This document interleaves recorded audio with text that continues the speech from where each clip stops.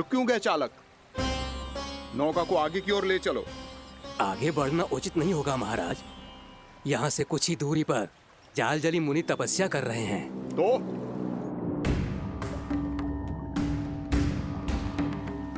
मेरे मत्स्य आखेट के क्षेत्र में इसने तपस्या करने की भूल की है। मेरे ही राज्य में मेरा कोई क्षेत्र मेरे लिए वर्जित हो, ये मुझे स्वीकार नहीं है। आपने पर्याप्त मत्स्य आखेट कर लिया है महाराज। यदि तुम इन मछलियों का आहार नहीं बनना चाहते हो, चुपचाप मेरी आज्ञा मानो। क्षमा, क्षमा महाराज।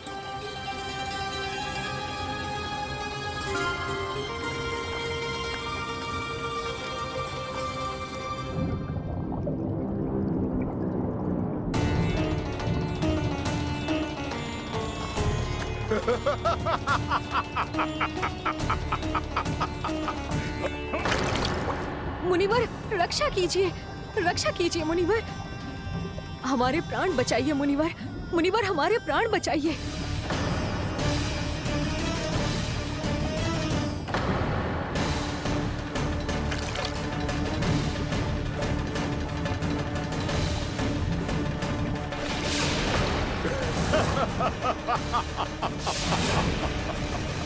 ठहर जाओ असुरराज। इन मछलियों को हानि ना पहुंचाओ। क्यों मुनि? अब मछलियां पकड़ने के लिए मुझे तुमसे आज्ञा लेनी पड़ेगी। तुमने तपस्या करने से पहले किससे आज्ञा ली थी? मां गंगा से, इस जल में रहने वाली सभी मछलियों से। इस उपकार के बदले इन सभी मछलियों को रक्षा करने का वचन दिया था। इसीलिए असुरराज, मैं शांति से कह रहा हूं, इस स्थान को अशुद्ध ना करो। चुपचाप यहां से चले जाओ, नहीं तो इसका परिणाम अच्छा नहीं होगा।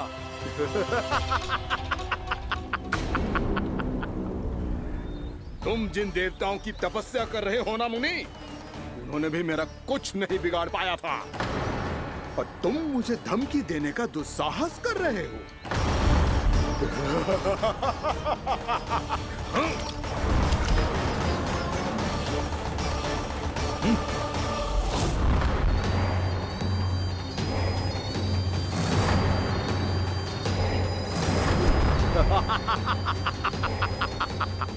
मूर्ख, विचारों से तो तू राक्षस है ही, और स्वभाव से उस बगुले की तरह है जो भूख ना होने पर भी उन निर्दोष मछलियों को आहार बनाता रहता है।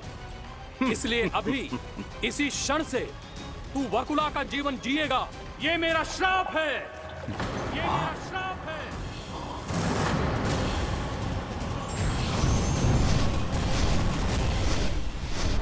श्राप पाने के बाद तुम्हें आभास हुआ कि तुमने कितना बड़ा अपराध किया था, और तब तुम जजाली मुनि से क्षमा याचना करने लगे। तुम्हारे अपराध बोध को जानकर मुनि श्रेष्ठ शांत हुए और उन्होंने तुम्हें वरदान दिया। श्राप से मुक्ति का एक ही मार्ग होता है असुर, पश्चाताप। तुम्हें अपने भूल का पश्चाताप है, इसीलिए मैं तुम्हें वरदान देता हूं। तुम्हें मेरे श्राप से मुक्ति अवश्य मिलेगी। स्वयं प्रभु श्री नारायण के अवतार इस बगुले के देह के बंधन से तुम्हें मुक्त करेंगे।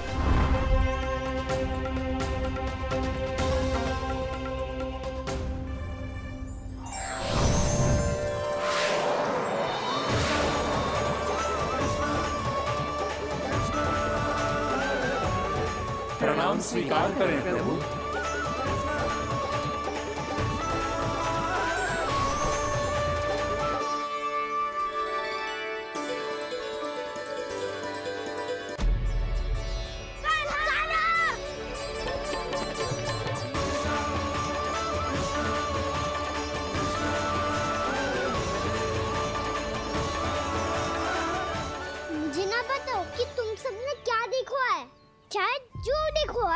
बस मैया से कछु मत ही बताना।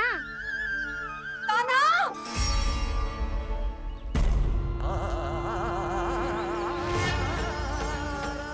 ताना!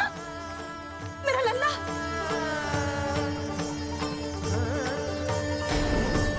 भानु बता रहा था तुझे कोई असुर पंछी निकल गया था। हाँ?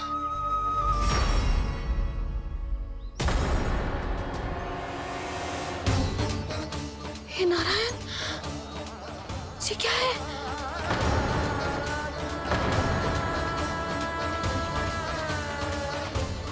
ये सब कैसे हुआ लल्ला? हाँ, कोई बताएगा मुझे ये क्या है?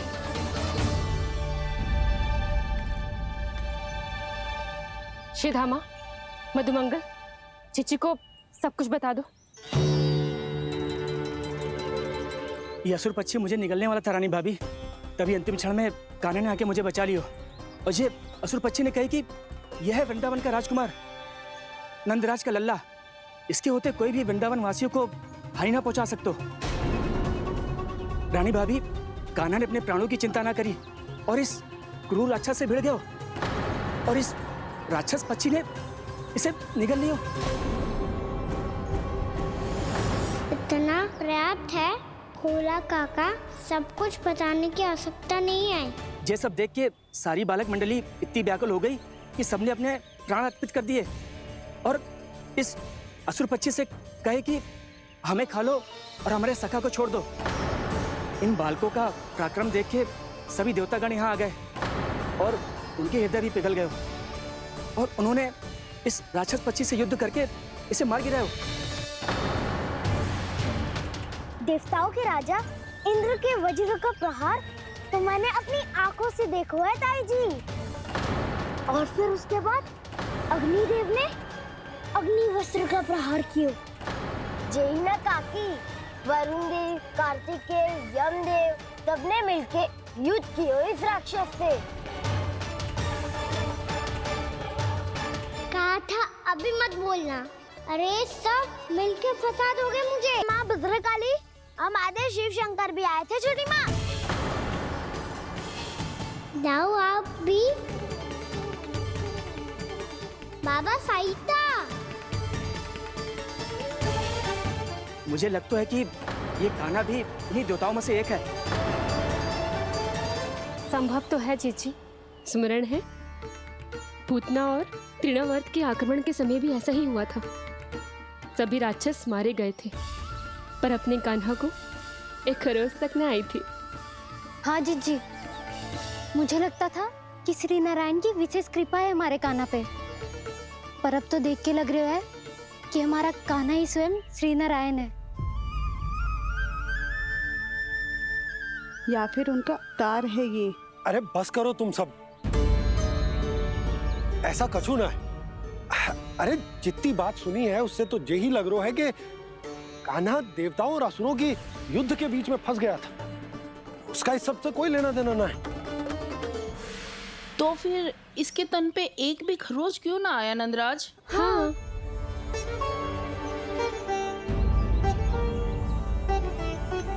है काकी, खरच तो है। दिखा लल्ला। भैया बात भी आ रही है, कुछ करो ना। चिकोपिया भी ना अति करती है। श्री नारायण का अवतार हो तो इतनी तनिक सी खरोच पे ऐसे रो तो क्या? बस बहुत होगा। अब तो तुम सबने सीमा ही पार कर दी है। कभी से श्री नारायण बुलाते हो, कभी श्री नारायण का अवतार। तनिक कछु हो ना जाता है कि तुम सब कहानियां बुनने लगती हो। जे बस साधारण सा बालक है, मेरा लल्ला है जे, इसे भगवान मत ही बनाओ।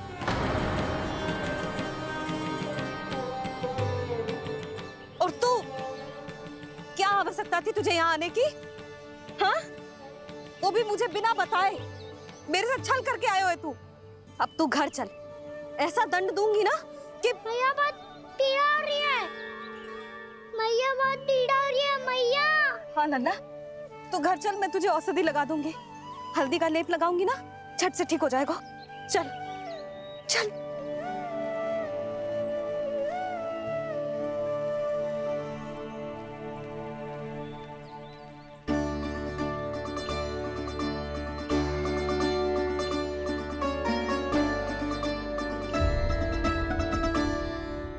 मैया बहुत पीड़ा हो रही है मैया। हाँ नन्ना, तू घर चल, मैं तुझे औषधि लगा दूंगी। हल्दी का लेप लगाऊंगी ना, झट से ठीक हो जाएगा। चल चल।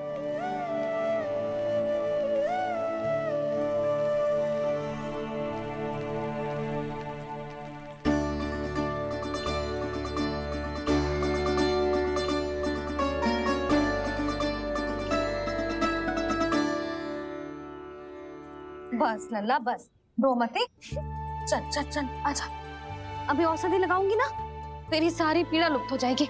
आजा आजा, बैठ जा लल्ला। अभी आई मैं। हाँ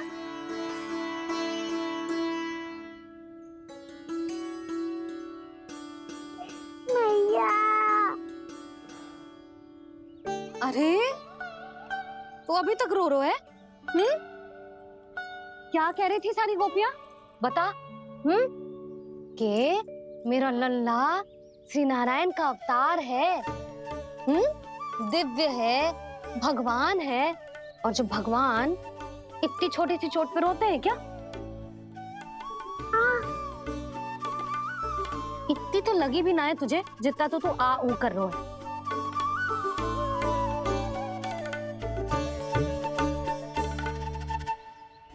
आओ ना करूंगो। आप ऐसा दुलार थोड़ी करोगी। ओहो, वृंदावन का गौपालक जो इतनी छोटी सी चोट पे रोता है ना? गोप बालकों का मुखिया इतनी छोटी सी चोट पे रोता है? मेरा लल्ला तो सबसे शक्तिशाली है। इतनी छोटी सी चोट तो क्या बड़े बड़े राक्षसों से भी ना घबराता है। हाँ, एक बार में सबको समाप्त कर देता है कि ना? हाँ मैया, यदि कोई राक्षस वृंदावन की ओर तेरी दृष्टि करके आएगा तो सबसे पहले कान्हा को सुरक्षा में खड़ा पाएगा, फिर चाहे जो पाल बन के आए या बगुला बन के।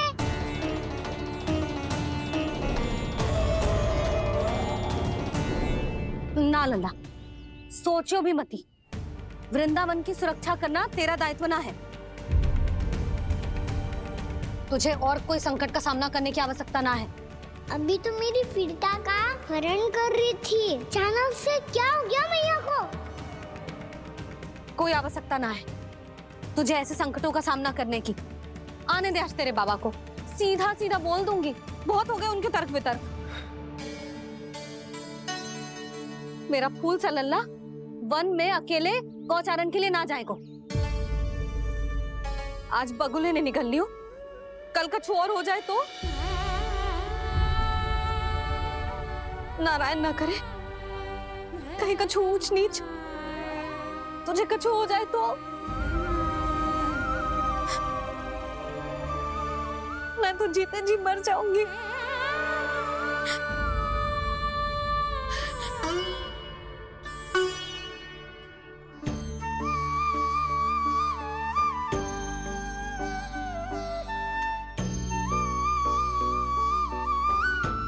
वीर लल्ला की वीर मैया इतनी सी बात तो रोती है क्या? क्या करूं कान्हा, तुझे ऐसे बार बार संकट के मुंह में जाते हुए ना देख सकती मैं। तो फिर मैया मैं वचन देता हूँ, आज के बाद मैं गौचारण के लिए तभी जाऊंगा जब आप आज्ञा दोगी। पक्का? छल ना करेगा ना मेरे साथ? मैंने कब छल करो मैया? अच्छा ठीक है, ना करूँगा छल। यदि आपसे पूछे बिना बाहर निकलो तो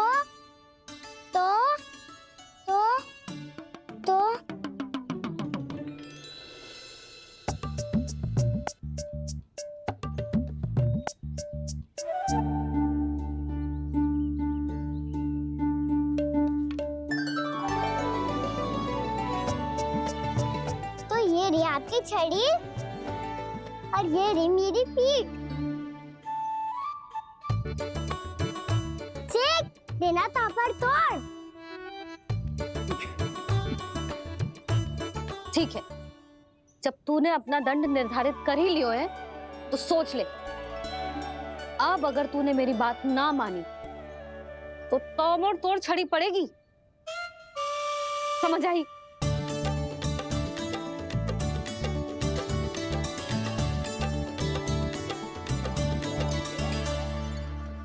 अच्छा ही है कि कान्हा कुछ दिन घर ही रहे। आज वन में जो हुआ है अवश्य कंस ने ही करवाए हुए वो सब।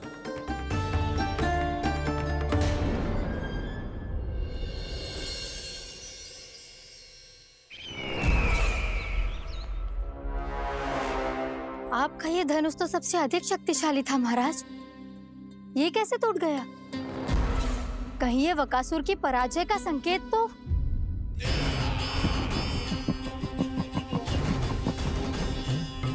प्राप्ति, लगता है तुम्हें शुभ समाचार मिला नहीं। उस बकासुर ने उस विष्णु अवतार को जीवित ही निगल लिया है। अरे अब तक तो उस नन्हे से बालक को पचा भी चुका होगा वो। उसके तन में रक्त बनकर वो विष्णु अवतार और उसकी शक्तियां और रही होंगी। क्षमा कीजिए महाराज। क्षमा कीजिए। इस अशुभ से मुख से शुभ समाचार आने दो।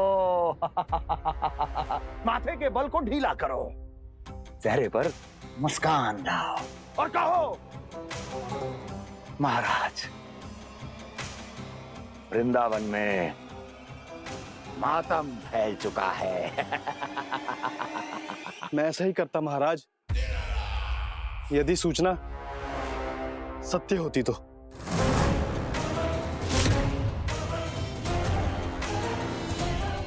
कहना क्या चाहते हो? एक क्षण में सूचना उगलो, अन्यथा मेरा योद्धा बकासुर विष्णु अवतार की तरह तुम्हें भी जीवित निकल जाएगा। आने दो। बकासुर मारा गया महाराज, बकासुर मारा गया महाराज, बकासुर मारा गया। बकासुर मर चुका है?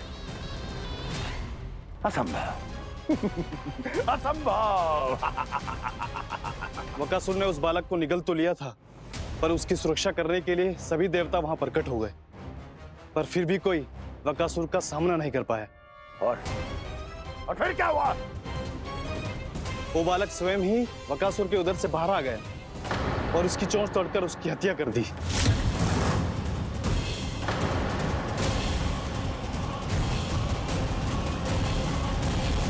वन में बकासुर की चोंच टूट गई और यहाँ आपका ये धनुष।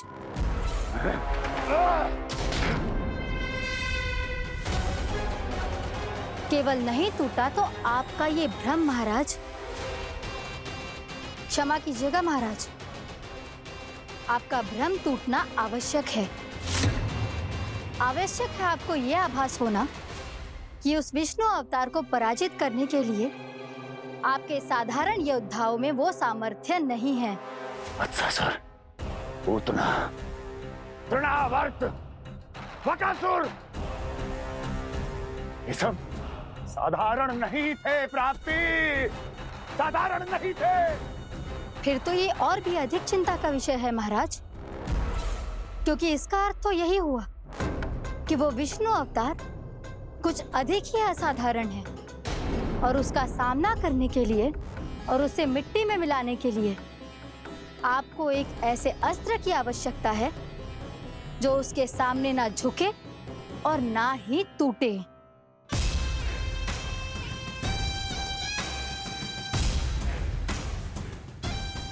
तो फिर मैं ऐसा ही असत्र ढूंढूंगा, चाहे आकाश पाताल एक क्यों ना करना पड़े मुझे, 10 दिशाएं 14 भुवन क्यों ना नापने पड़े मुझे। मैं उस असतर को अवश्य ढूंढ निकालूंगा जो उस विष्णु अवतार के प्राणों की डोरी इस धनुष की तरह तोड़ सके।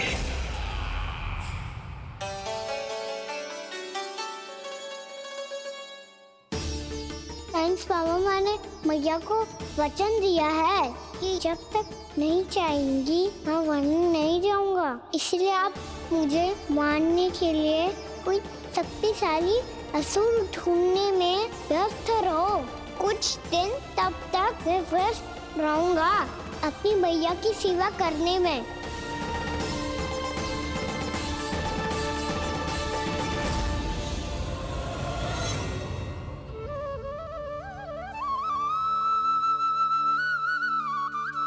लो मैया, तुलसी जी को चढ़ाने के लिए जल।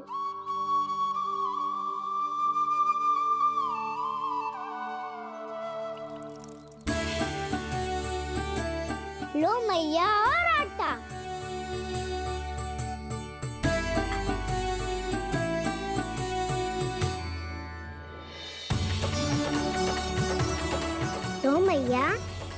भोजन।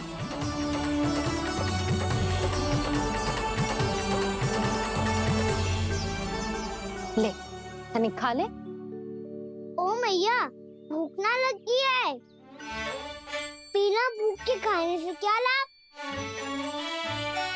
और तेरा जब पेट तो कह रहा है कि उसे भोजन चाहिए। और लाभ कैसे ना लल्ला? भोजन का लाभ है ना, तन को पोषण मिलेगो, स्वास्थ्य बनेगो, जे तेरी भुजाओं में शक्ति आ जाएगी ताऊ के जैसी, ताऊ से भी अधिक। तेरे जे केस भी लंबे हो जाएंगे। सच्ची मैया? सच्ची। माप के देख लियो नित्य दिन। तनिक खा।